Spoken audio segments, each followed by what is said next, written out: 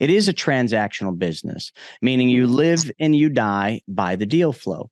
So, if you stop or you take a vacation or you get ill or sick and you can't work, like, how do you mitigate those risks? So anybody watching this, I don't care if it's, somebody who's 19 looking at real estate saying, oh, I'm going to be a wholesaler. Like, how do you make sure that you don't create a job that you literally can't get yourself out of, because the second you do, your income shuts off, and once a luxury, now a necessity, that whole saying. So as you make more money, you take on more expenses, you buy nicer things.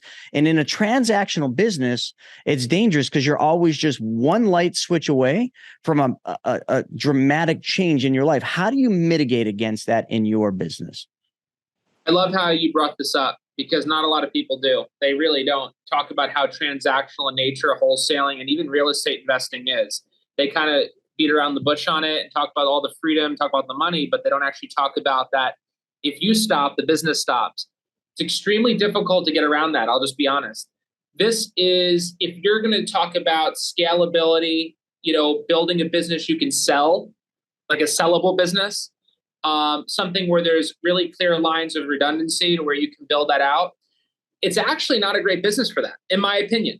So even some of my best friends that make a lot of money in this business have big teams. They find that there's seasons where there is ebbs and flows, and that's not always the case for other business models. So there's ways you can augment it. One of the things I say is do bigger deals and less deals. So if you do bigger deals and you build your model to do lesser but bigger deals, you may not need that redundancy as much, because if you're doing a deal a quarter and your marketing is low and those deals are $50,000 to $70,000, you might have a spread you're really happy with less marketing dollars, less overhead, less, not as big of a team, and you don't need it 5 deals a month.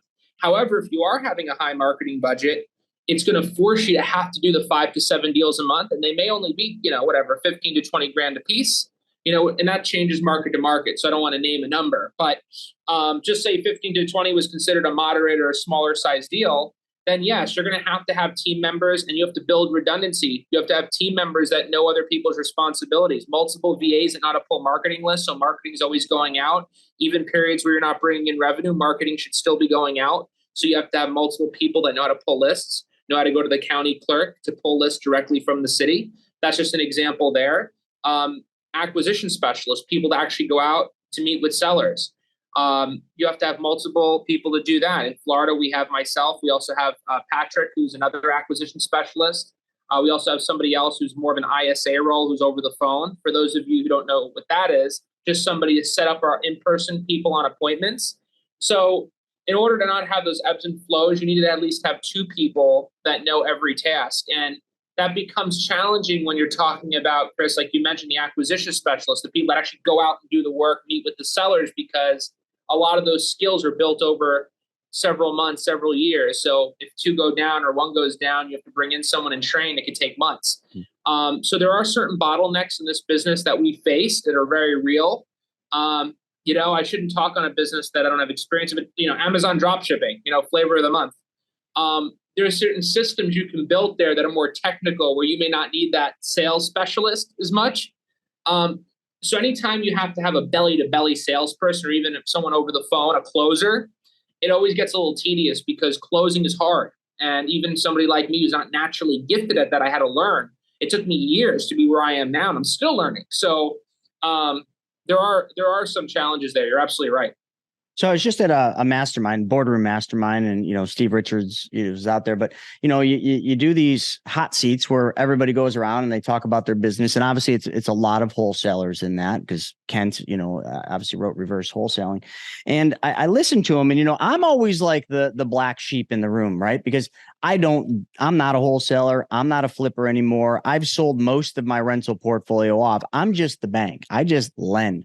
And when all the folks are saying, and they're throwing up these big numbers and all these fancy things, but a lot of them right now, we're saying, things are tough. Like, we're not getting the dollar, our marketing dollars aren't going as far. We're not getting as many good leads, or we're getting a bunch of leads and they're just not working out, and we're burning money. What do we do? And I always come back to this, and I'm going to ask you about this. With wholesalers, you can make a ton of money. I mean, the lowest guy in that room at that mastermind was doing $3 million. That was the lowest. So $3 million, I mean, that was his gross. So let's just say he's making $300,000 a year, which I think is about what he was doing. One thing I've found that with most real estate investors, especially younger ones, is that when they make that kind of money, whether it's 200 or $1 million a year, they spend that much money.